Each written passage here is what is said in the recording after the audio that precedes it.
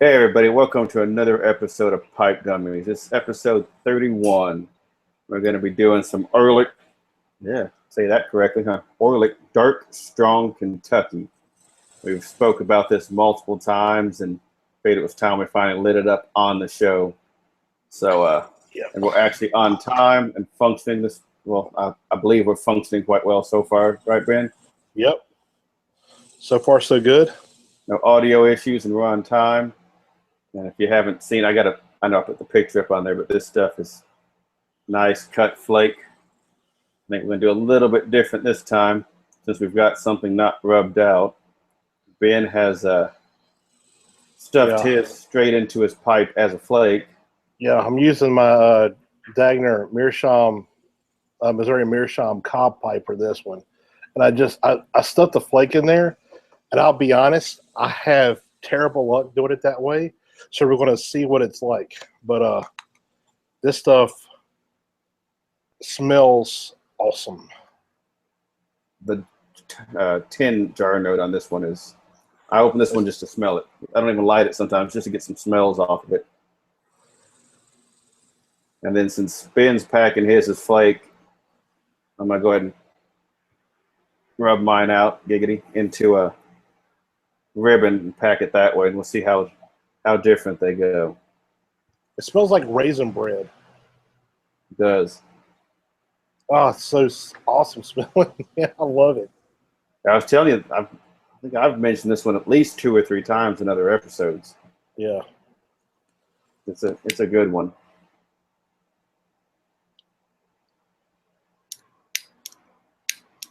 You got the Zippo with the attachment today. You might have to get one of those. I got a couple Zippos I'd like to actually use. Yeah, I don't know where my Zycar lighter is at. It's in a pipe bag, and my pipe bag I have 2 pipe bags. I have a like a small skinny one that has a center pocket for tobacco, and you put pipes on either end, those 2 pipes. And I have one for Virginia pipes that I carry around and one for English pipe. But then I have another one that's larger that holds like it's almost like a bag. It's probably about this big. That's black leather. And it holds about 6 pipes. And yeah, it's pretty nice. And that's where my lighter's at. And I have no idea where that's at. I thought it was with my other stuff, but it's not. So the big black leather bag black bag that holds 6 pipes is the one that goes missing on you. Yeah, there's no pipes in it, but maybe there is. You might be surprised. You like getting new pipes on Christmas. Very true.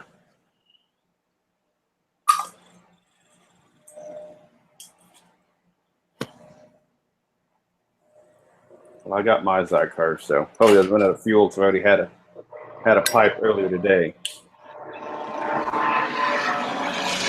Ooh, nice. Was that loud to you as well as to me? Yes. I don't know what that was, but it was quite noisy.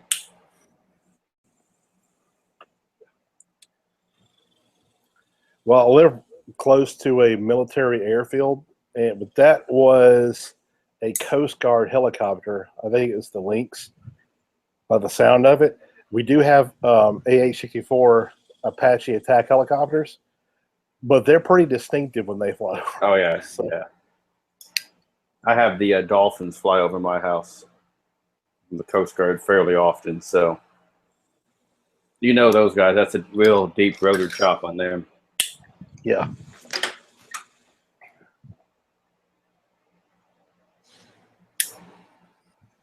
Ooh. That is a lot of smoke for a pipe. Yeah. I like it. I just about blocked out myself from the screen on that one.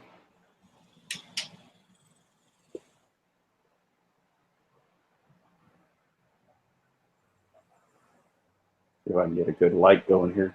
It's close. Yeah, this takes me a little bit to get lit too. I notice when I pack a flake straight in the pipe, but that it always takes me a little bit more than usual to get the light fully because it's not packed quite tight, so tight.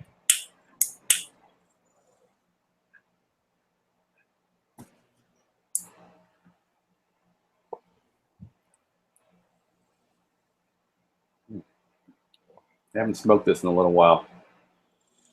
It's only the second time I've had this one. I'm getting low. Small stack of flakes left in there. Now, did you buy this one, or is this the Logan's, pipe Santa that he sent us? More from the graciousness of Logan's heart, pipe Santa. Yeah. He loaded me up pretty good. I haven't had to buy too much. I bought the Sugays and some Drew Estates, but that's about it. Yeah.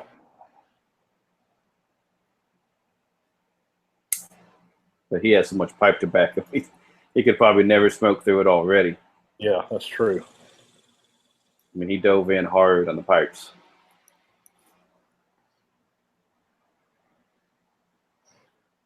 Do a little tamp on mine.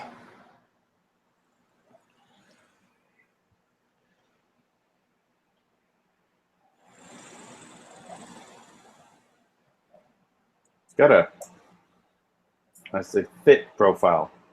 Thick and creamy. Thick and creamy. I want to say meaty, but it's not meat flavor. It's just got a lot to it. It's not real light or missing. It fills up your mouth pretty strong.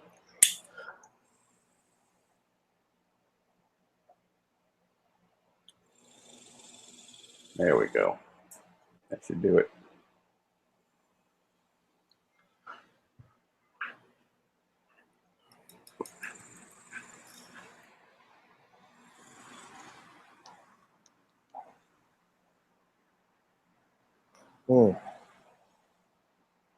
Yeah, this is a really hearty smoke for sure. Yeah, it's real dense. I mean, it's it's a heavy smoke, like you said, yeah.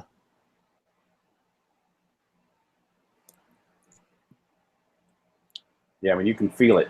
It leaves a long finish.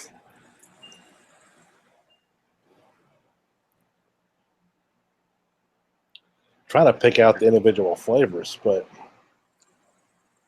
it's so heavy, it's kind of hard, to be honest.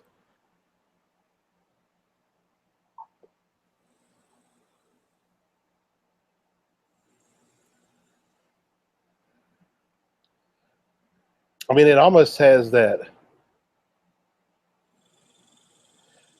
kind of like that charred meat kind of flavor to it, almost like barbecue, but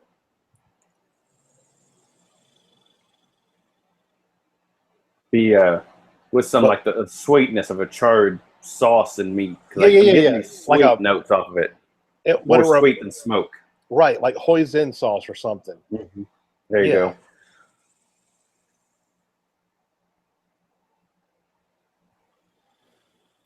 Because I get a little bit sometimes of like stone fruit, like dark fruit, which what the hoisin sauce came from. I was thinking of like the plum sauce, because it's almost a little plumminess about it, but it's a little sweet.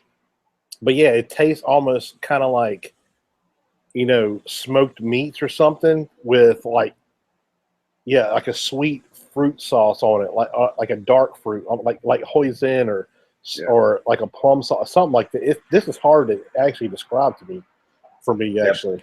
Plum is what I kept picking up in the beginning. I hadn't said it yet, because every time I get it, it was a sweet plummy note, but then it switched and it was almost figgy, but then it was smoky. But it's so heavy that it was hard to really pick it out. But I was getting a sweet plum, but it hits and then it fades to be not so sweet real quick. I'm gonna Instagram our stuff for us.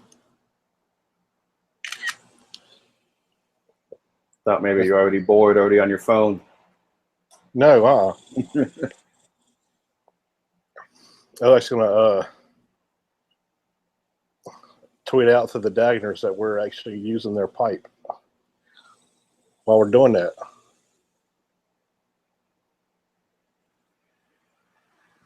I'll have to get me a Dagner at some point. Talked about him enough.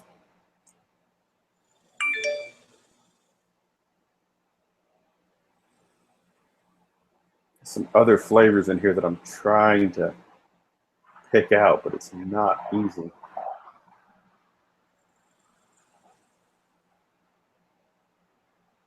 There's a lot to this smoke. Oh, yeah.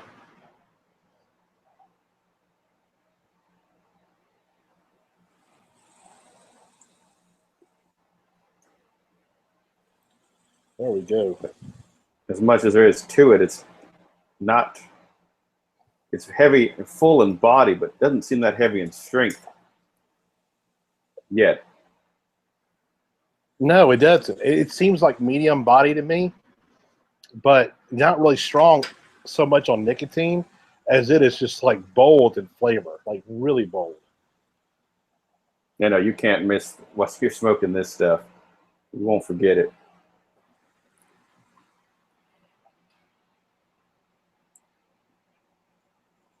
It's not no put you in the ground, old Joe Krantz, though. No, never again, dude. Never again. Never gonna forget that one.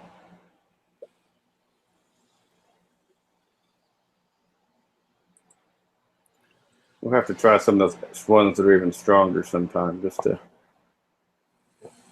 see it was just something about the old Joe Krantz or what. Oh yeah, there's. You know what? I can get us some super strong stuff. Some like the Triple X Black Rope stuff. That stuff is supposed to like make you go into a coma. It's so strong. So it's like smoking a piece of rope covered in tar or something. It's I mean, it comes actually in a twisted rope. I mean, it's crazy looking. I mean, and it's like pitch black. It's crazy. I'll try it, but I'll make sure I eat a good dinner before I touch that one. Yeah.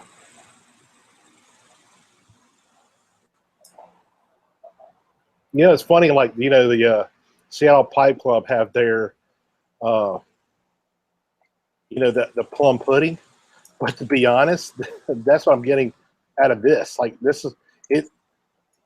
Plum pudding is like the flavors I get out of this. Yeah, I actually think this is would almost be a better name for this tobacco because it's thick. It's almost got a pudding-like feel in your mouth, and then it tastes like plums and fruit. Yeah.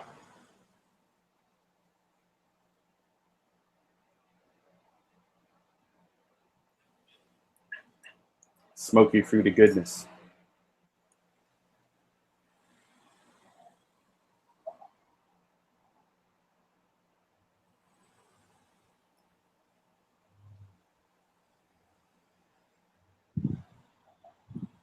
This is where Logan could fill in the quiet time we were trying to think.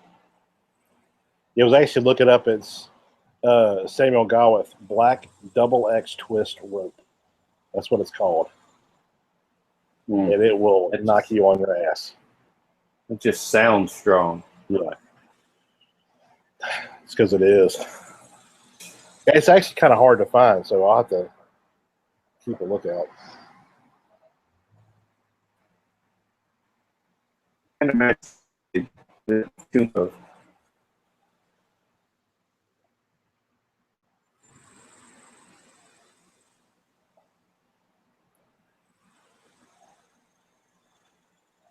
was it Mayan lagging up here? Or is it your end? Yeah, you're lagging pretty bad. You pixelated on me, but you're back. You know what's really sad is AT&T just gave some better UVerse speeds out to me here. And I just noticed it today out of nowhere, and I know it hadn't been there long, so I checked it probably a month ago, and I was able to up it because 18 was the highest I could get. I'm at 75. Yeah, well, 18 was my limit with them. The other guys that can go faster can't reach my house yet because it's still too new, which is, I mean, one guy's literally 2 houses down. I can see the pedestal. Like, just let me run a wire and then you charge me for it. I mean, come on. But so I upped it to 1 tier up, so I got 24 just to see if that was enough. And I think I can go up to 75, but it gets so expensive, I just don't want to do it. But we've been working along just fine on 18. I upped it to 24, and it seems slower. Then I got my phone on me, but even better, I did a speed test on my home router to see if that was in effect yet, like they said it was. And I was getting about 9 megabytes per second, which is not 24, because my minimum is supposed to be 18 up to 24. So I'm getting 9. That's not it. So I put my phone on LTE, and I was getting 58 and a half. Wow. I was like, I need them to be my home phone internet provider, not AT&T. That T-Mobile's fast down here. Yeah, I got Verizon. Yeah, I have Uverse here, but of course I got wireless on all the TVs, so they all share, the broadband, the fiber. Right. So I never get 75 or close to it, Yeah, I've got that too because I've got Apple TV, Smart TV. I've got 2 smart TVs, an Apple TV, and then all the phones and laptops, and the alarm system, all kinds of stuff runs off my wireless. And then right now I've got my wife inside and 4 guests. So I don't know how many might be using the internet, but if too many of them are, then that would explain my lagging tonight. Especially if somebody's watching Netflix. Yeah, Connor's probably watching Paw Patrol or Bubble Guppies or something, more than likely.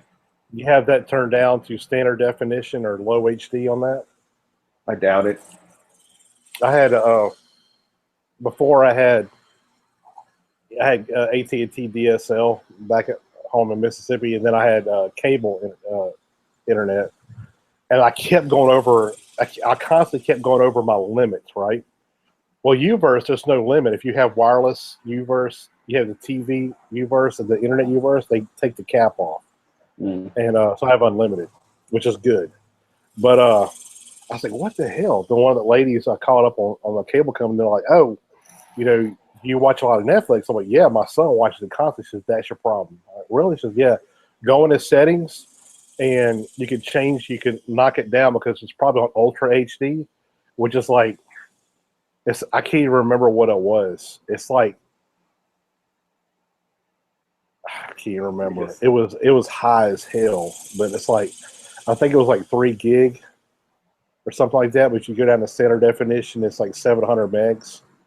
And then it's like 128 if you go down this, or standard definition, 700 at like regular HD, and like 3 gigs for streaming for ultra definition. So I knocked that down, and we never went over again. So Netflix is killing me. But the only thing you don't realize is, like, I was the primary account. So when I logged in, I would set it, but you have to go and log in under every profile that you have in Netflix and change it on every one. Because I changed it on mine, and it kept running up. I'm like, what the hell? That I realized I had to go log in as him because he's got a little kid's account. Right. Him, switch profile to him, and then turn it on him. I was like, shit. So, but it finally, that drastically cut down my data usage, And the YouTube apps, if you have those, they run up a ton because you can't set that. So if everything's coming in, if you upload an HD, the video, and you're watching their video, it's in HD, it's coming at you full bore. So you can't tell it to notch it down or whatever. I must have mine either set right, or I don't watch as much as you because we watch our phones and the iPad and 3 different TVs because we don't have cable anymore. We have only streaming services, so we use it a lot. And I've never gone over my limit, so you probably got it lower. Could have.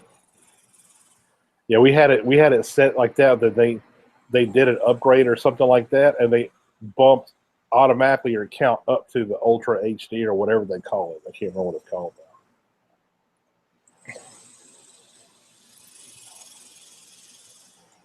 Getting a lot deeper, a lot smokier now. Yeah. That sweetness isn't hitting me nearly as strong as it was. It's kind of faded back. Yeah, that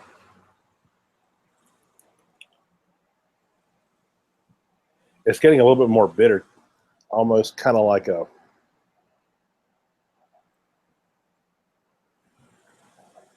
espresso bitter, like an espresso bean kind of a bitterness to it.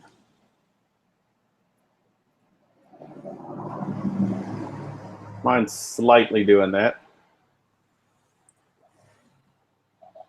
Not too bad.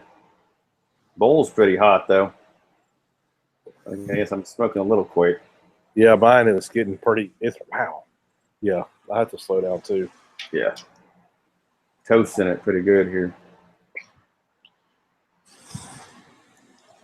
The only real problem I have with flake is that when I pack the pipe, like the edge is around the rim don't burn as quick as the center part does. So when I tamp, I have to kind of push that tobacco down to get it to burn correctly. Yeah, I was going to ask how your flake pack was going. I mean, it's going great. I mean, it's going a lot better than normal.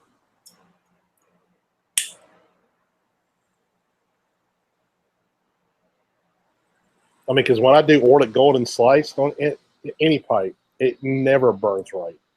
It just creates a giant plug in there every time. But this one's, I packed it the same way, and it's doing fine.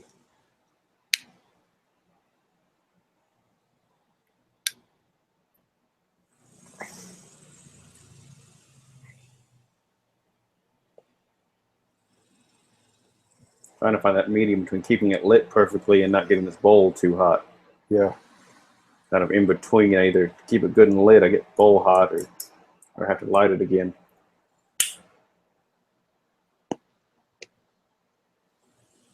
Now, I said this is the second time I smoked this. The first time I smoked this was in this Suge right there, and it has a small chamber in it. And let me tell you, this tobacco did not taste that good at that. Oh yeah, it was really bitter, real strong and bitter.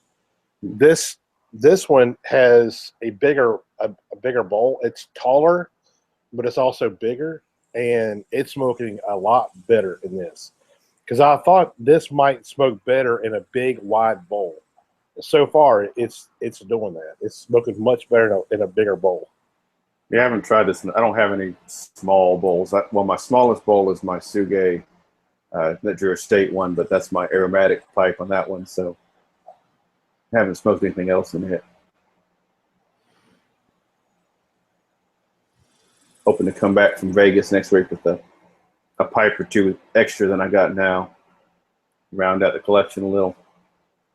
Are you there all 4 days? Yeah, I fly in on, so I'm going to get there early Sunday morning. I think it's like 7-something Sunday morning. Good God, man. Yeah, because we're leaving Austin at 6, I think 6:15. And then you lose the 2 hours going back. So the flight ends up taking like 45 minutes clockwise. So, and then I leave late Thursday. So I'll be back. See, it works horrible the other way because I don't get back to Austin until 1:30 in the morning. Oh my God, that's terrible. I get back Thursday at 7:30. 2 hours, plus the time of the flight. You put it all together, it just takes a long time to get back. Yeah. I'll be tired, I'm sure. This is definitely the one you got to kind of battle with. Yeah, I mean, I'm still trying to keep this lit. My bowl is hot as hell. Yeah, mine's warm, but doing pretty good. And the smoke out of this thing is something else for a pipe tobacco. Yeah. Which, I say this in my cigar reviews. On cigars, I love a ton of smoke in my cigars. A ton of smoke. Oh, yeah. So, in pipes, it's kind of the same way. I mean, to really think about it, I kind of don't care one way or the other with pipes, but I guess I kind of do like a lot of smoke. I don't know. There's some little smoke that just makes it a little funner to smoke. Also lets me know it's lit and burning well. Yeah, it's kind of hard because they got the fan above me on high. So as soon as I blow it out, it's gone. So yeah. Plus, if you got enough smoke, you're sitting yourself bored smoking, you can make the smoke rings, play around. But I never have ever been able to make a smoke ring. Really, I've gotten pretty good at just sitting here doing it randomly when I'm reviewing or watching a movie out here. But you can't really do it with pipe tobacco too much. It's just normally not near enough smoke to do it. Yeah. And then if you can get enough smoke, you've had to puff the thing up so hot that it's going to burn your bowl and start to gurgle on you. So you kind of just got to deal with what you can get. Right.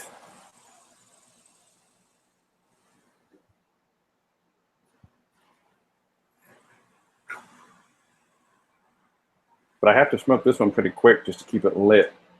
But also, it's right off the too hot, also. So it's a fine line between too hot and staying lit.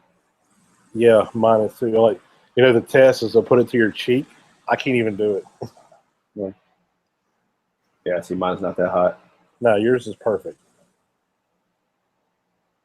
Well, of course, this is a cob, so. But I'm keeping a pretty steady pace on this to keep it burning and smoking that good and still not be that hot. So I guess it's just a faster smoking tobacco.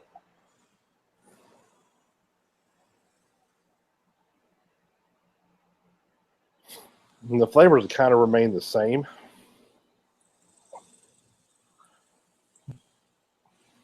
Mine's almost turning a little more Worcestershire sauce style. Yeah, I could see that.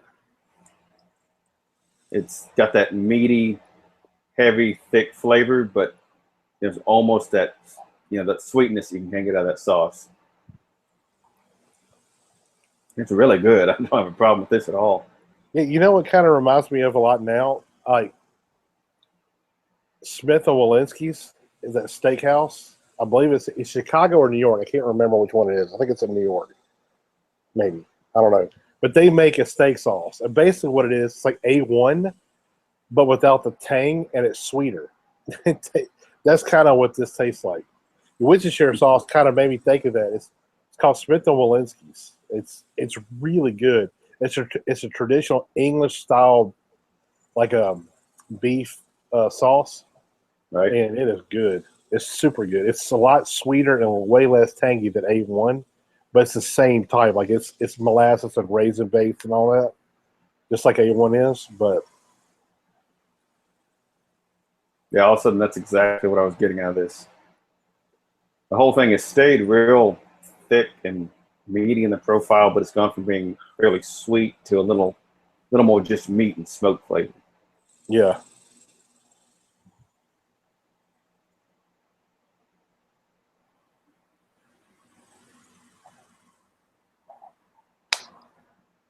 No Zika from you.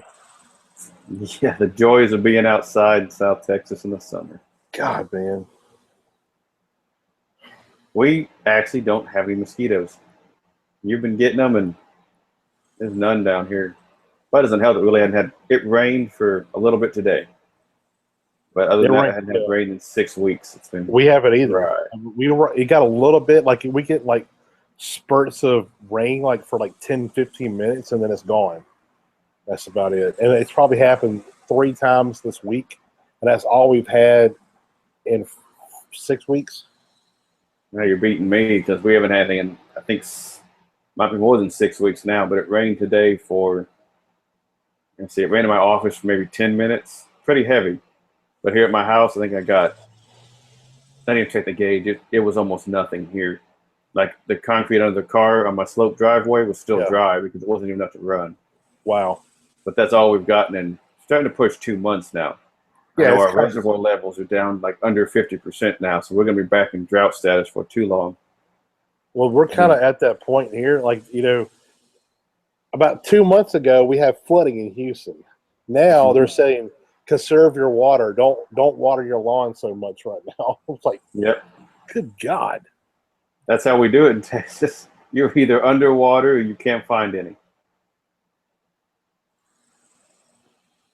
Of course, that one that hit today comes in with a nice bit of rain. It came offshore. That's the only reason we tend to get showers now is they come in off the ocean, the Gulf, and they blow up in here and drop some water. But it came over Oso Bay, which is just down like 2 minutes from me, and big water spout. Threw out tornado warnings and everything, but they're not going to make it past the water around here. Yeah, they're so fun. But I missed it. I'd rather have seen it.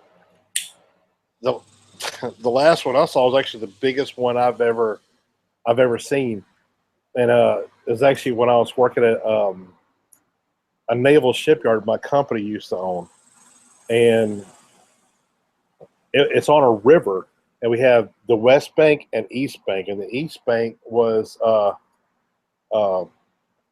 had like their Marine expeditionary ship called LHDs. And what basically what they are, they look like little mini aircraft carriers. And the back of them opens up, the entire back of them. I don't know if you've ever seen those big giant hovercraft that they use to land on beaches and stuff. Yeah. But they come out of I think they call it LCAC, if I remember right. They come out of the back of those ships. Basically, all they are, they're basically marine troop transports. They carry Harriers and Sea Stallions, AH-1 Super Cobras and Cobras, stuff like that. Anyway, we had two of them parked, docked on the side of the East Bank, and we had a bad thunder. This time of the year in the Mississippi Gulf Coast, we have these massive, powerful, strong thunderstorms come off the Gulf and come up on land, and they are like little bitty mini hurricanes, and they're terrible, right? One was coming in, and a water spout came right up the river, and I was watching it, and it went right on to one of those LHDs, and when it crossed LHD, went on the land, it just disappeared. But it was crazy watching that big sucker go right through the middle of one of those LHD ships. It was really cool. Yeah, they're neat to watch. They don't tend to, at least around here, cause any damage. They just neat to look at. They throw some grass around, some sand if they get up close to shore, then that's it. Yeah, they don't let, because it's just a water funnel. Mm-hmm. That's all it is. But yeah, they're pretty awesome.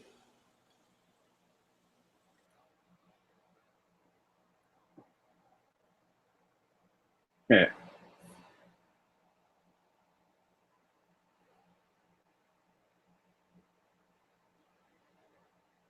We need to make some, I know it's not a technical difficulty, but we need to make some technical difficulty logos for ourselves on here when you have to go away.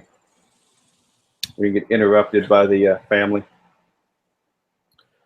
Yeah, I had my dog, everybody just saw her walking back and forth. She doesn't like the heat very much. So she was at the door panting like wanting to get in. So I sent my wife a message, hey, can you let her inside? And as soon as she came to the door, right before she got there, my dog ran off. I tried to tell her to come inside, and I don't know where she went. Yeah, she gets a lot of airtime too if you're walking back and forth in the background there. There she is. Yeah. Now she's here.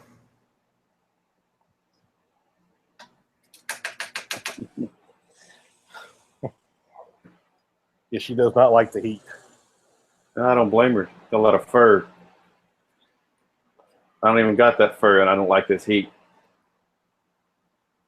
Walk in and out of the store, and you got that nice sweat going. I know.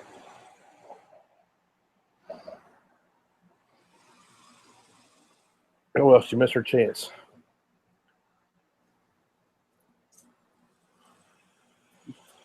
Staying nice and in a nice range. It feels hot, but it's not that hot. It's smoking down pretty quick, too. I'm already over halfway through this bowl. And it's a pretty big bowl. Yeah, mine's dude, it's almost like it's not even moving. I mean, Really?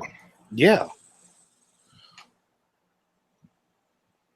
I don't know if I can get mine up here, but with some light, no, there's not enough light. It's pretty, it's sitting down about here already. Mine is right there. Hey. Must be that packing it as a flake. Yeah. Which doesn't appear to affect the flavor at all because we're both getting a very similar profile. I think it just slows down the burn. Yeah, and usually, like talking to some of the older guys, older pipe smokers, like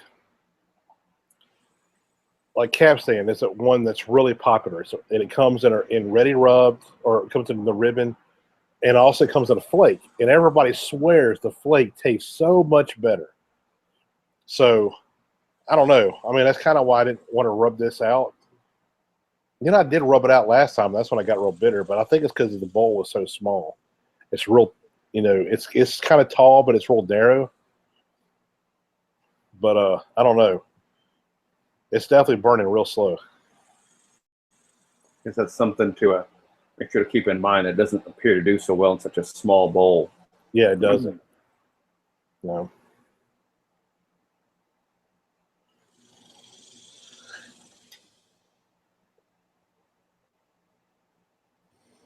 And I think we need a little bit bigger bowl just for the way that it gets fairly warm. You got to smoke it pretty quick. I think that small bowl, which probably makes sense why it got bitter on you, to keep it going. You had to get it so hot that it just turns really bitter on you. Yeah.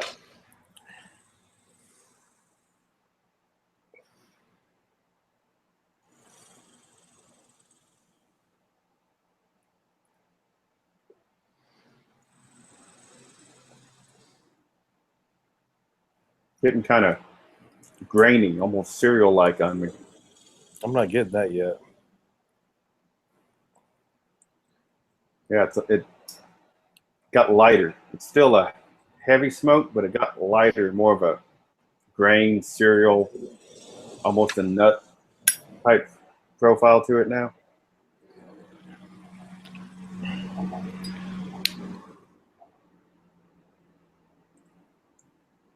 Yeah, that's definitely what I'm getting down here about halfway through it.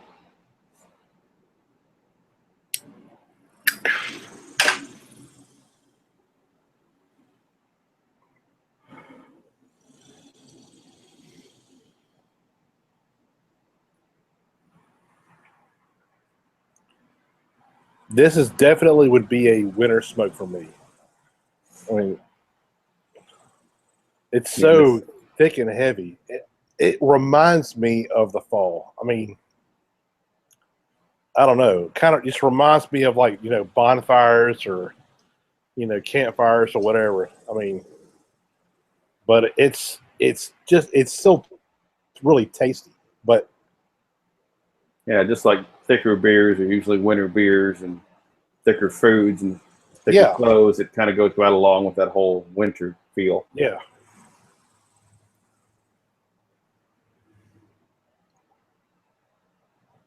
Same with the plum pudding profile you get in the beginning there. Yeah, it's really, I mean, it's tasty, but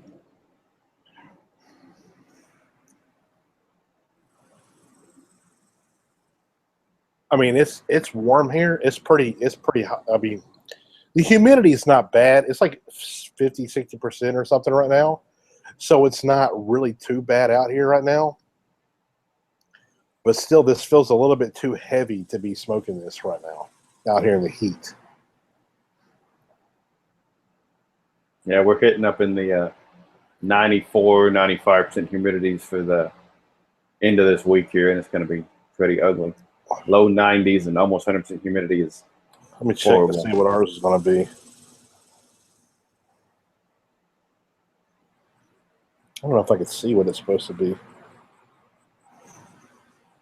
Yeah, you usually get a little higher temperatures over there than we get.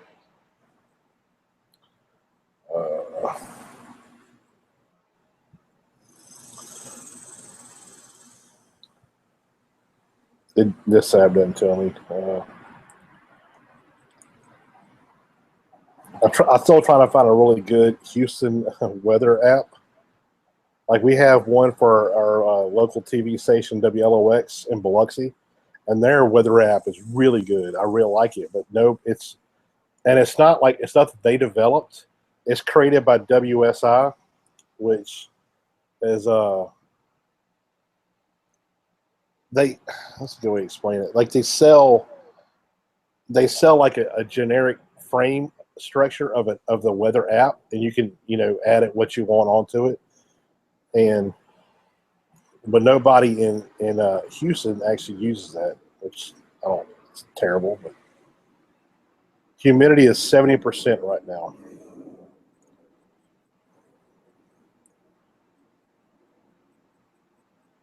Not horrible, but not comfortable.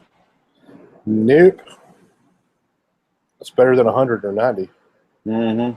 For sure. Yeah, like tomorrow it's going to be 96 degrees, the high. Thursday, 97.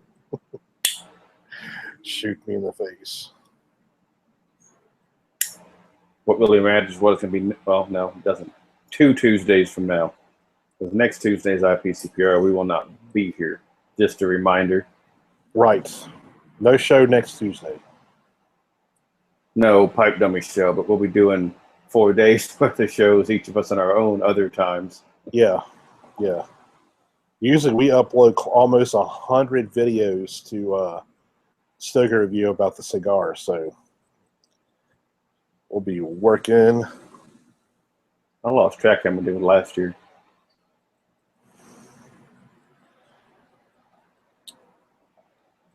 But it's a lot.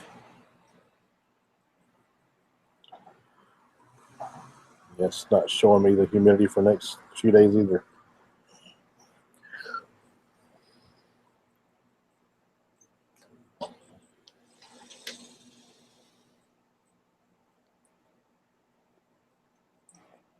Mine's staying on the lighter side. I mean, it's not real light, but it's not that real deep, plum, thick, saucy flavor. It's more grainy now. Yeah, we actually didn't even talk about what's in this tobacco. It's a Virginia Burley blend, and it has Kentucky and Virginia. And Tobacco Review says Virginia's with dark-fired Kentucky tobacco, obviously. Tobacco selections blending fine black Cavendish with irresistible qualities of Kentucky Burley gives this flake a look, taste, and feel uniquely its own. Tobacco cut, flake slice cut tobacco, non-aromatic, medium to full in strength. I mean, I'd say medium bodied, so, but not. I don't know about full. It says there's a licorice flavoring on this. I don't taste that. Do you taste licorice? No, I can almost see how you get it, but I sure don't taste it.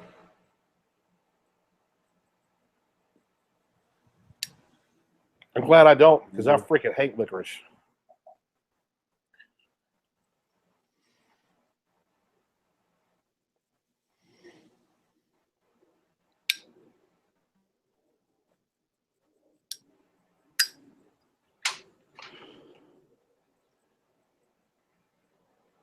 You don't like absinthe either, huh? You know, I can deal with it. Like when we went to Germany for Enter Tobacco last year for Drew Estate and Royal Agio. There's the Balmoral cigars. The first night we were in Germany, we went to an absinthe bar. And we tried probably 6 different ones. And actually, my favorite one was made by Marilyn Manson called Mansith. And it was really good, really good. But we tried some from France, some from Germany. And yeah, I could drink it because I appreciate it, what it is. But not a whole lot of it.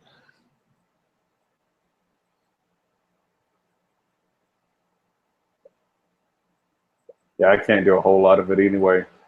Especially about $55 a bottle. It's not something I buy a whole lot. No, and it's not an anytime drink either. You don't just go in there and no. if you make it right. You don't go in there, put your sugar cube and drip your absinthe over it and make yourself a nice absinthe. You drip the water. You pour the absinthe over this. For those that don't know, for an absinthe, it comes in like a tall, slender glass, and you put this special slotted spoon over the top of it, and you put a sugar cube on it, and you pour the absinthe in the glass over the top of the sugar cube. And there's a high alcohol content absinthe, so when you get done with that, you actually light the sugar cube on fire, and it will burn for a little bit. You let it burn just until you see it kind of start to melt a little, and then you blow it out, and then you drip the water over to slowly put it in there, or you could just drop it in and stir it, and then pour the water in there, which we did both. We actually dropped it in there, stirred it, and then put a little bit of the water in there slowly while we stirred it. But don't make the mistake that one of our guys almost did and take the sugar cube while it's on fire and drop it in there. We almost had an international incident happen, but luckily, I can't remember who it was, thought enough to like blow it out right as they were doing it, as it started to fall. But yeah, it's tasty, you know. But there's a couple of bars in New Orleans that they kind of specialized in, and one of them, and I can't remember the name right off the top of my head, but it's a bar that's been there for like 200 years. They have one of the original absinthe. It's a big fountain. It's a big water fountain, and it has spouts on the end of it, and it's made out of copper from like the 1800s, mid 1800s, something like this. It's really freaking old, and they kept it there even when absinthe was banned this whole time in the United States. It's been there the whole time. So whenever it became legal again, they filled it right back up and kept going like they used to back in the day. And it's really cool to see it done the old school way, you know. But it does take forever to do it that way. But it's well worth it. It's because it's quite a show. Yeah, that's a fancier one than I've probably ever seen. Because I know some places you can get basically one on a pedestal with little spouts. You put your drink in and you just let it drip in there before you give it to you. But nothing that fancy. That sounds pretty nice. That's New Orleans. Yeah. New Orleans is also hot and humid. Put us to shame. I quit complaining when I go to New Orleans. I'm used to it. That's why I said I'm sitting out that here. Was ridiculous. Humidity, it feels comfortable. I don't like this humidity, so when I was in New Orleans, I just said, "Oh, okay, Corpus isn't so bad." Still don't like it, but compared to New Orleans, jeez. Oh, I never grew to like it, but when you spent like 40-something years in it, you know, you just learn how to deal with it, you know. But I still can't learn to deal with it. As long as I've been in it, I don't care for it. I would rather not, trust me. I would rather live in a mountainy area with low humidity and crisp, cool air.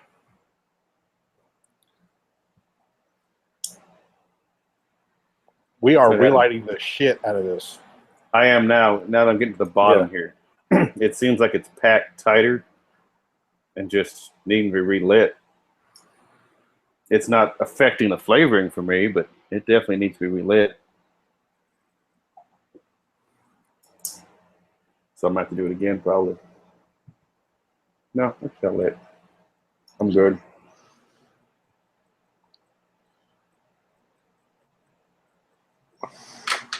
Also, the side effect of doing the show and trying to talk is eventually you neglect your pipe and you got to come back and relight it. Yeah, but I mean, most tobaccos can withstand it. This one, you got to kind of baby it, at least so far for me. No, I got to watch mine. If I go too long without getting a good pull on it, it just starts to go out real quick. Yeah. It's still tasty. I mean, it's not really changed much, though. Starting to get hot, but still not bad.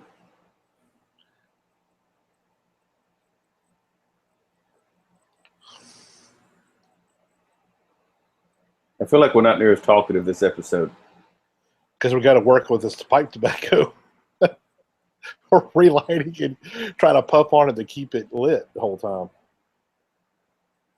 That's true. Can't really take it out of your mouth very long. Don't soundbite that one. I mean, this is a really popular blend. A lot of the YouTubers, pipe reviewers that I watch, I mean, I haven't heard much negative at all on this blend at all. But it's yeah,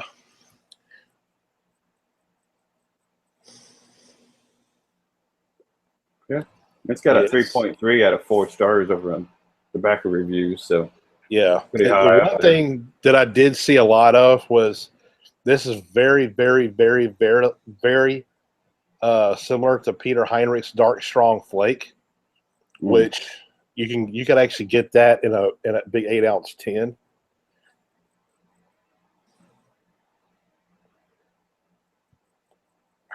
I don't know how I mean, because I haven't smoked dark strong flake. I don't know how close it is, but from what I understand, it's pretty damn close. Yeah, I do see a lot of people comparing it to that. Oh, it said it's not as complex. I see. Because this one's, I mean, it's a pretty complex. There's so many flavors hitting you. It takes a while to pick a nice medium of what you're getting out of it. Yeah.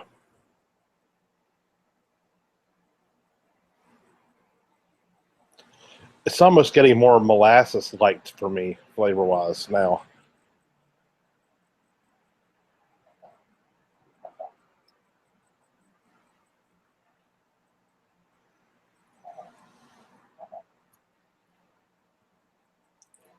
I'm still getting grain. It's a little heavier grain, a little more bite to it, but mine's still grainy.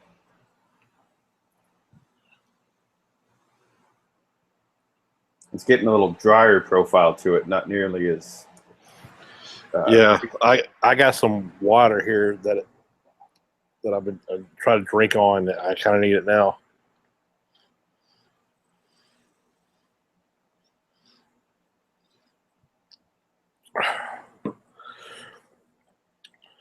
But yeah, I get more of a molasses flavor right now. Yeah, we're definitely different here because I'm not getting any molasses out of this. See, I'm not getting that grainy quality you were talking about.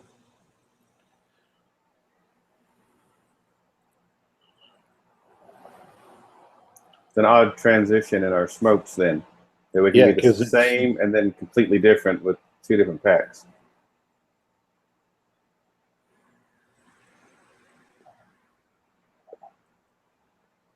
Yeah, but the thing is, I have a theory on that.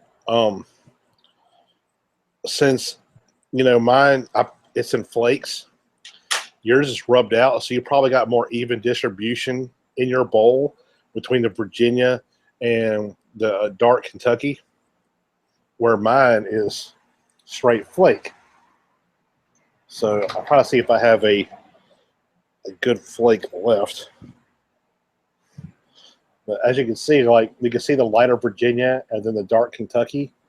So I'm probably, I don't know. I might have hit a pocket of the dark Kentucky right now, whereas yours is pretty evenly split because you rubbed it out and packed your pipe. There we go. There we go. Good side profile of it. Yeah, because that Virginia is a lot thinner run down the middle there. Right, exactly. And it's kind of close to one end. So if I would have packed that, folded it, and packed it in the pipe, I would probably get more grainy, that grain quality, that breadiness that you're getting on the bottom of the bowl, or at the top if I would have packed the other way.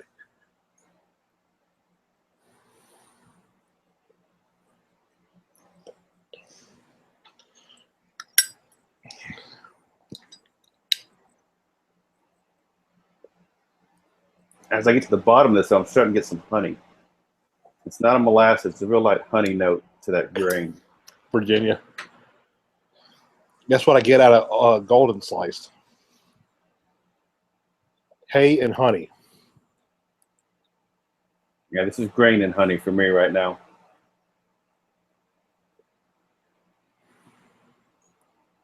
Definitely a lot lighter, not as heavy. Still a medium, but not a heavy medium. A much drier, lighter medium. It's right down the middle of the road. I mean, that's why I say this is more for me of a fall smoke than anything, but it's doable in the summer because it's not full bodied. They say it's supposed to be medium to full, but I don't think it comes close to full. No, I don't get the full out of it either. But, and also, as I was discussing earlier, I got some family and friends over, and here we're about 5 minutes to 9, so I know it takes us a little while to wrap up our final thoughts. I think we start heading that direction here. Because I know I'm about done, and if yours is going as slow as it was, you got another hour left on your smoke. Yeah, definitely. I'm halfway at the bowl now. That's where I'm at. So go ahead. You give your final thoughts first. I'm sitting way down, getting the bottom. I know flames are way down here, so I'm just about done with this one. This, let's see, trying to think, scoring rise.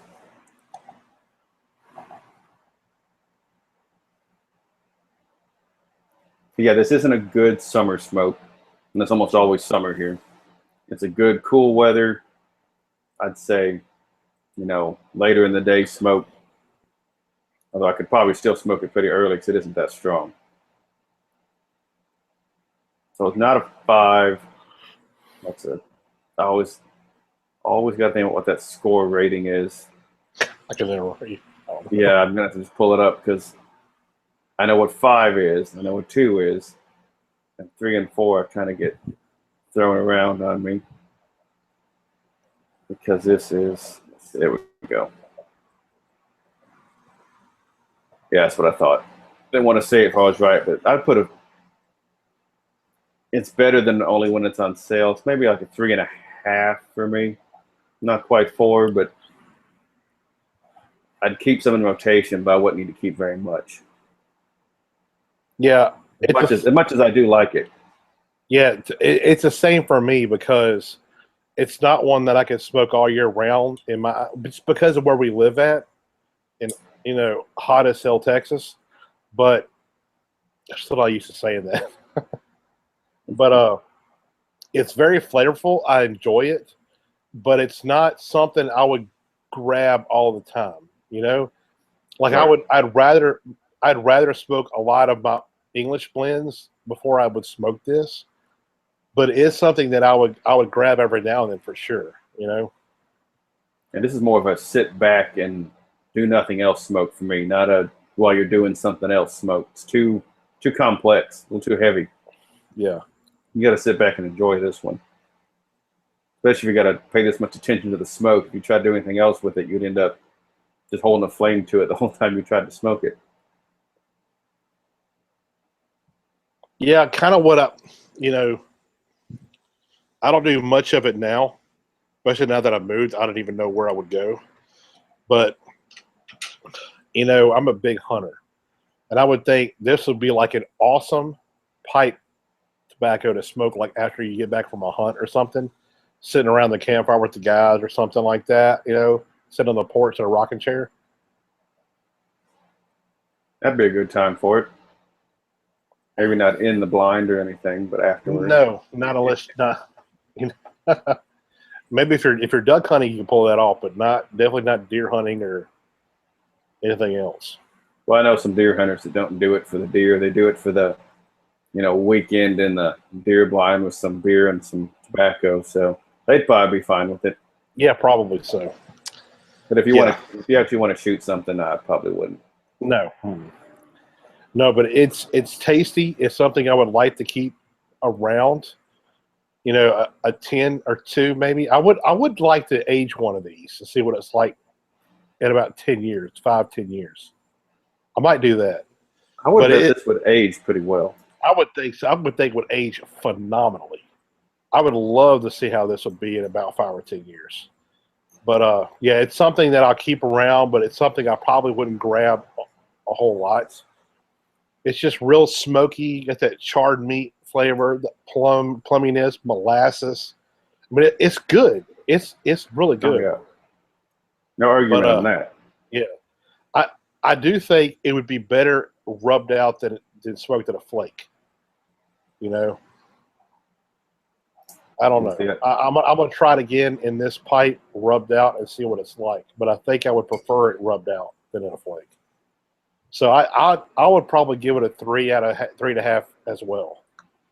And if you want to smoke it a little faster, because I'm cleaning my bowl out now because it smoked all the way to the bottom. Wow. It's already completely empty.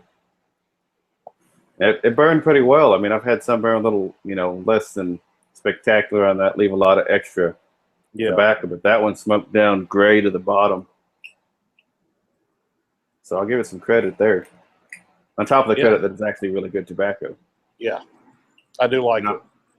This is one that I'm pretty sure I'm going to run out of. Yeah. I've got some that I yet have small amounts of, but I already know that I'm going to have it for a while because I don't know when I'll come pick it up again. But I've picked this one up a few times already, and I'm sure I'll be back. Yeah. Yeah, same here. I think it's a good one. I'll revisit it, but like I said, there's several other things I would prefer that's more my style that I'd rather smoke. But other than that, it's a quality tobacco, and I do like it. It's good. All right, well, we'll go with that. And we'll let Ben get out of the humidity and heat and mosquitoes before he gets Zika and can't go to Vegas next weekend. Yeah, for real. Get blacklisted. And obviously, like we said, next weekend or next Tuesday, we'll all be in Vegas, so no shows. More than likely, we'll pick up the Tuesday after that, unless something happens that gets us busy after the show, which you never know. So into next week, actually probably beginning of next week, maybe we'll pick our next one and we'll get it posted up for you and let you know what's coming. Until then, we'll see y'all on and off through Vegas next week. Oh, catch y'all later. We will be doing another Dunhill month, and we'll be doing more giveaways too. So look for that coming up probably in October, around October sometime. So keep an eye out. Another good point. We might have some more stuff from the show at IPCPR that come back with. We may end up with some samples and some stuff to smoke with some giveaways too. So yes, definitely be looking at the shows coming up after IPCPR. They should be a lot different. Definitely. All right, Ben. Catch you later. See y'all later.